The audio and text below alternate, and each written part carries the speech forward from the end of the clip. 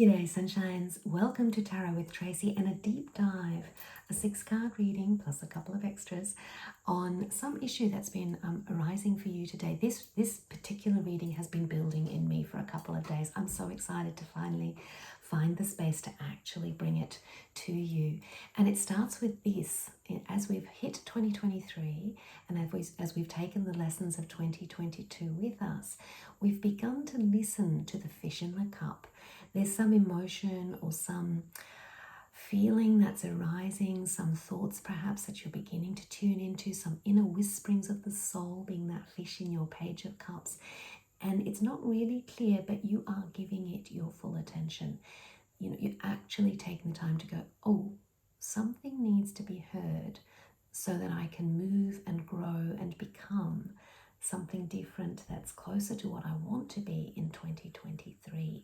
So this Page of Cups energy is something that you have begun to tune into. And what that means is that this 4th cup is about to be heard for you.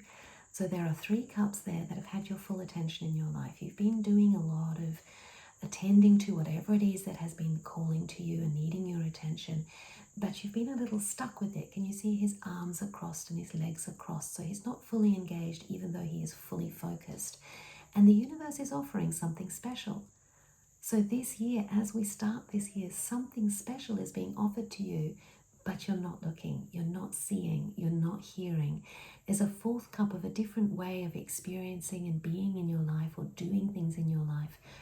Very, very different, but it's behind you at the moment and you're not actually looking or seeing, feeling and hearing. So it's time to turn around, because you have this sense now of listening to that fourth cup, finding that 4th emotion. Take these 2 cards together and look at the power of that.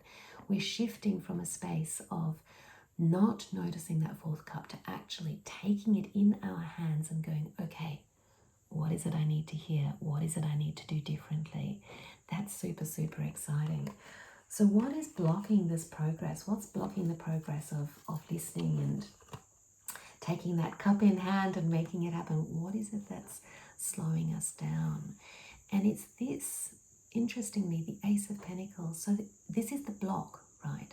So there's something so new and exciting that's coming in, but you're afraid. Is it overwhelming in some way?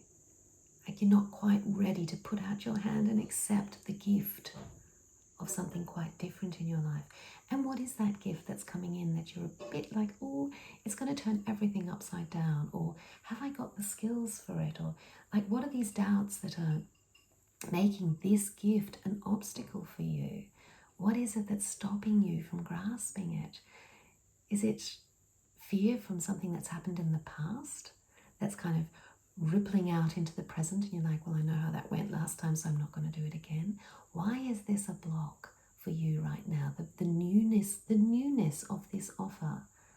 Why is it a blockage for us right now? So as we lean into this Ace of Pentacles as actually being an obstruction or a challenge for us, Spirit says, I'll help. Don't worry about that. Oh, that's the dog next door barking. He's saying, yes, let me help, let me help. And the help from Spirit, thanks, is the Tower card. And it's like, oh no, not the Tower card. That's the complete meltdown moment. And yet this is it's a gift, you know. We can choose this. We can choose to accept the complete Tower moment where we go, all the thoughts and feelings that we've had blocking this beautiful new Ace of Pentacles, blocking this gift of the motions from the universe. We can choose this meltdown where we let go of all the beliefs that we've had, the ways of doing that we've had, because we're going to need to let go. To let the new things in, we have to let go, make space. And that's what the Tower does. She cleans out the system big time, you know, and it's all cleared out. You can jump, you can make this possible. You can embrace it, or Spirit will just find a way to make sure it happens. So, you know, whether that's getting booted out of the job or choosing to find a new job, it's one way or another. Like whether that's about changing the way I show up in my relationships because I'm going to completely shift how I do it, or the relationships just change and you have to shift. Like one way or another, the tower moment happens to melt down the rigid structures. Look how rigid that tower is. Look how contained. Well, no longer. There's blowing the top right off that. Do you see that? There's just leaping from the buildings in order to end the ways that things have been, so that the incoming can be fresh and new, so that you can make space for this thing that you are a bit nervous of. And fair enough, it's okay to be nervous of the new things because they're new. You don't know how it's going to go. And yet, if you do the right action that comes, the next step for you, the world. And this is the last step in the major arcana in the Fool's Journey. She's number 21 there. And it's at the end of the big journey where you've started off hopeful and gone through all sorts of dramas and learning moments and embraced your masculine and feminine divine.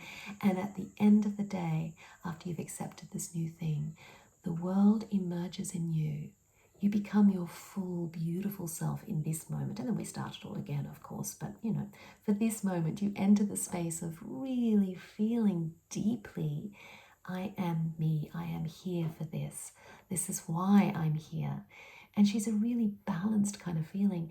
And this might be that you've taken on 3 or 4 juggling balls and you've got them all in the air. And that's what this new thing is for you, to actually master this incredible art of keeping so many things juggling. And it's like, it's not exhausting. I'm just in my flow and in my celebration of it. Or it might be that I've gone, hey, 4 balls, chuck 3 out the window, 1 beautiful concentrated energy, and you've dived deep into it and found your balance and found your power and found this wreath of celebration there. So what is it that's this next right action for you that brings you into the world energy? You can find this out when you accept the gift that's being offered. There'll be clues as you're looking around in your life at the moment as to what that is. Clues that come from the emotions. What is it that's making your heart sing and your soul go, yes? Because those are things we want to listen to and make space for and step into. And the interesting thing is here, as we step into this world energy, as we begin to know the depth of who we are and embrace the whole shenanigans, the outcome is the King of Swords in reverse. And this is our first card in reverse in this reading today. The King of Swords, and there's a major arcana in here, right? This is just a practical everyday card, but he's the king and he's upside down. You can't think clearly about this. It's not up to you to know in your mind that it's the right thing to do. What happens is that need for certainty and for, knowing it's the right thing to do in your mind, that it's logical or it's understandable. This might not be understandable. This might not make sense, but it feels right in your guts, in your core of your heart and soul. So this King of Swords, if you step into your full world, beautiful world self, this King of Swords is not going to be your guide, your savior, your one who says, yes, that's going to be perfectly sensible. So if you don't have the King of Swords, I'm saying, well, that's nice to have that as an outcome of being my soul. Is there something else that's kind of, I don't know, more reassuring somehow, because not making sense is not very reassuring. And I asked Tarot for a little bit more clarification on that. And that was the clarification. All right, so ask for clarification. That's what you get. There's this big fat ending. As you accept something new, as you allow things to melt down, as you step into being yourself and it stops making sense. And yet, on the deepest level, it's right. It makes sense on that deep knowing as opposed to the mind's knowing. As you do all of that, something finishes. And when something finishes, always something is birthed. It's the death and rebirth card, as other tarot readers would have said in their cards. And, whenever there's an ending, it's a beginning. Whenever the door closes, something else opens up. And that's what's happening here. As you accept this new, exciting, somewhat daunting offer from the universe, you let go. Something ends. And I was like, well, is there something else that we can kind of expand this with as the outcome of what we're going to be receiving here? Because I know that sometimes that sense of ending is like, yes, so nice, but also so here she comes. And it's Judgment, another major arcana. I thought, radio, I hear this now. I hear it. We're taking something big on at the moment, and it's super exciting. What then rises up as it, even though it's not making sense, what rises up as we take on this new thing is the angel of judgment. She calls up all those past selves, all those experiences that you've had, everything that you've had until now has been the preparation for this moment, this incoming, this choice.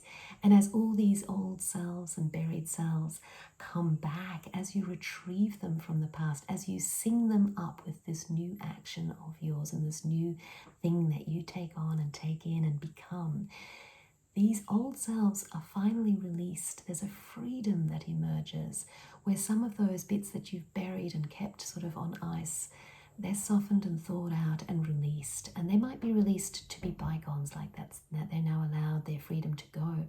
Or they might be released to come in and integrate and become part of who you have been yearning to be and looking to be for these last years that you have been on this earth and this planet and this moment and this time.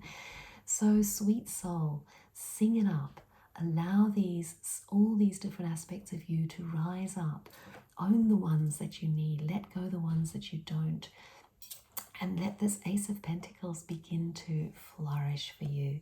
It's all started with listening.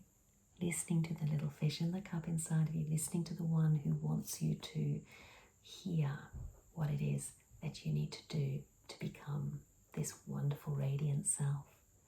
What an awesome reading this has been today. I wish you all the best as you explore and make sense and have your courage and become your beautiful self. Bright blessings.